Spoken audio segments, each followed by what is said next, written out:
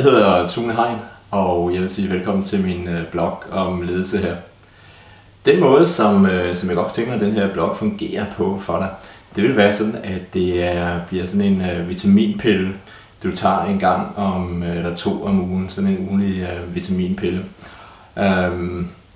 En ting der får dig til at stoppe op og tænke over dit lederskab. Forestil dig, at du måske går forbi et mærkeligt kunstværk, som får dig til at stoppe op. Og du tænker, hov, hvad er lige det? Og får dig til at tænke. Min datter hører sådan en sang af Medina, som hedder, jeg tror det hedder Ensom, og der er en strofe, der hedder, synes du selv, du gjorde det godt da. Og det tror jeg i virkeligheden er et spørgsmål, som er godt for mange ledere at stille sig.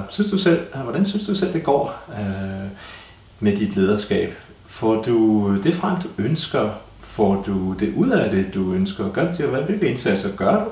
Og hvad kommer du ud af dem? Det tror jeg er væsentligt et spørgsmål, at de fleste ledere har en meget travl hverdag. At de lige tager sig tid til at stoppe op og reflektere. Så det er ideen med den her blog, at jeg giver nogle indspil. Det kan være en provokation, det kan være en holdning, jeg har, det kan være et eksempel.